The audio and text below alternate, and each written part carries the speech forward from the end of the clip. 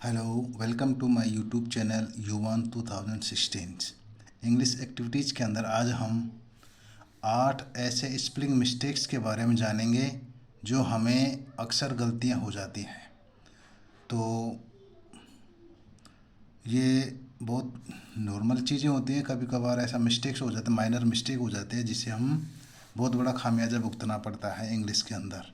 तो चलो चलते हैं हम 8 मिस्टेक कौन कौन सी होती हैं उनके बारे में।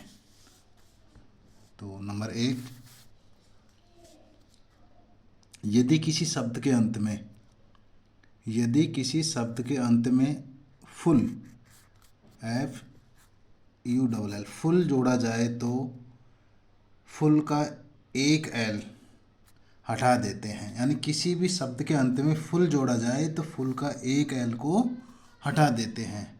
हमेशा नोट करना इस चीज़ को। जैसे एग्जांपल देखो, HARM हार्म फुल, अब इन दोनों को मिलाया तो क्या लिखा, हार्मफुल, यानी एक एल को हटा दिया गया है।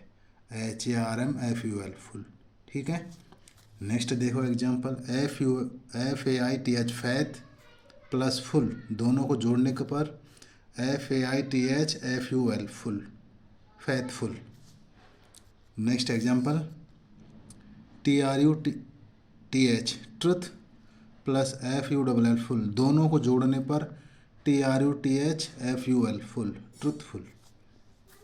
नेक्स्ट देखें, CHER चीयर प्लस फुल, अब इसको एक साथ लिखने पर CHERFUL चीयरफुल, इस प्रकार से लिखेंगे, है ना।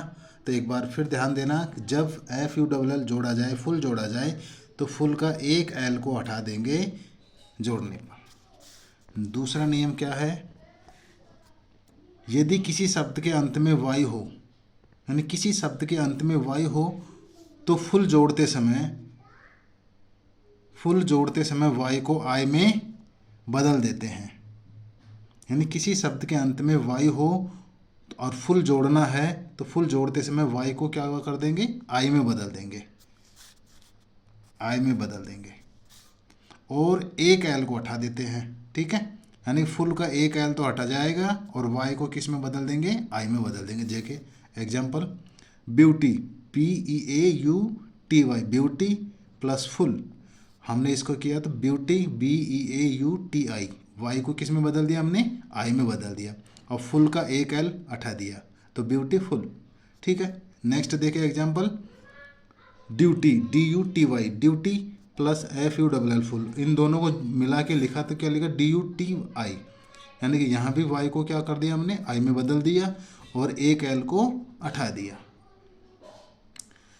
तीसरा नियम, यदि किसी शब्द के अंत में डबल एल हो, क्या हो, किसी शब्द के अंत में क्या हो, डबल एल, तो उसमें कोई शब्द जोड़ा जाए, यानी उसके अंदर कोई भी शब्द जोड़ा जाए तो एक एल हटा देते हैं। यह ध्यान रखना। यानी कि जब किसी शब्द के अंत में डबल एल हो और उसमें कोई सा भी शब्द जोड़ा जाए तो एक एल को हटा देंगे। जैसे वेल प्लस कम, तो वेल कम में डबल एल है, वेल में, इसको कम में जोड़े तो वेलकम। ठीक है। जिस प्रकार हम किसी का वेलकम करते हैं, अभिवादन करते हैं ना, तो वेल और कम दो शब्द हैं, इनको मिलकर वेलकम बना है, जिसमें एक एल को हटा दिया गया। ठीक है। नेक्स्ट देखो, ऑलरेडी, ऑल में एक एल को हटा दिया, ऑलरेडी हो गया। ठीक है। जैसे ऑलमोस्ट, है ना, ऑल डबल एल है तो यहाँ दोनों को जोड़ने पर ऑलमोस्ट हो गया। ठीक है। नेक्स्ट देखो, नंबर 4 नियम क्या बोल रहा है, यदि किसी वर्ब के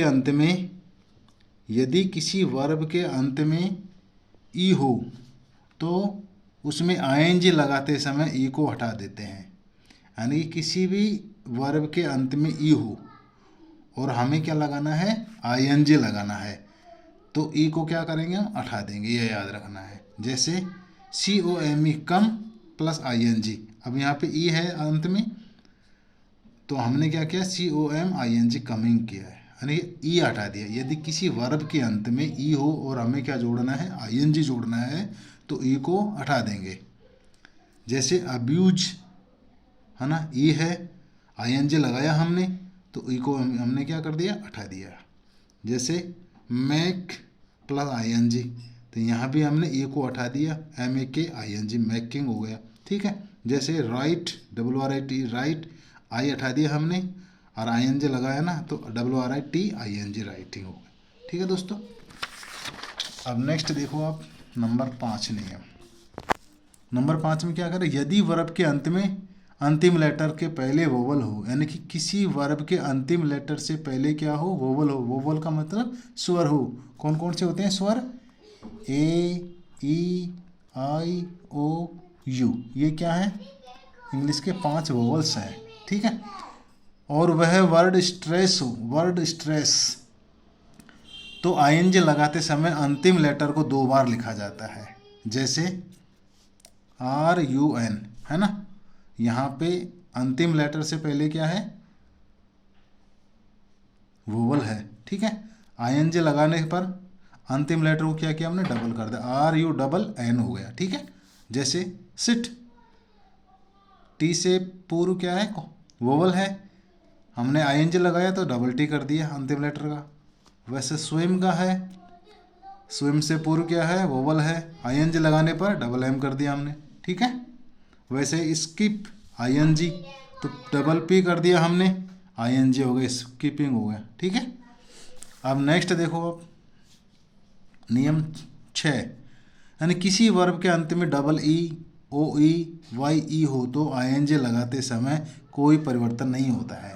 यानी किसी भी वर्ब के अंदर, याद रखना दोस्तों, वर्ब के अंदर, यानी वर्ब के अंत में क्या हो, EE, OE, YE, और अब हमें क्या लगाना है, ING, तो कोई परिवर्तन नहीं होगा, जैसा है वैसे उसी में ING लगा देंगे। जैसे EYE plus ING, eyeing, SHOE plus ING, swing, CEEING, seeing. ठीक है।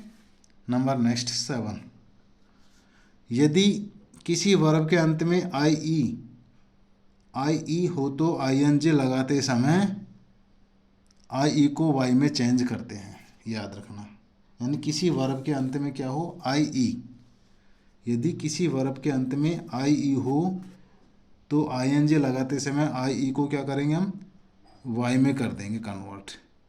जैसे LIE दे रखा है, ING लगाया हमने तो I की जगह क्या कर दिया हमने, Y लगा दिया। ठीक है। जैसे डाई, DIE दे रखा है, ING लगाने पर हमें DY कर दिया, यानी कि IE को क्या बताया हमने, Y में चेंज कर दिया। ठीक है। अब नेक्स्ट नियम बहुत ही शानदार है, लास्ट है, यानी कि Q के साथ हमेशा U आता है। यानी कभी भी देख लेना आप, हमेशा Q जो भी स्पेलिंग होगी उसके साथ में क्या आएगा, U ज़रूर आएगा। जैसे QUEEN, queen, QUICK, quick, QUESTION, question, QUARREL, quarrel, है ना। तो ये सेशन आपको कैसा लगा दोस्तों, यदि अच्छा लगा तो कमेंट्स में ज़रूर बताएं, और आप हम रोज़ इंग्लिश सीखना चाहें तो हमारे चैनल को सब्सक्राइब करें। धन्यवाद।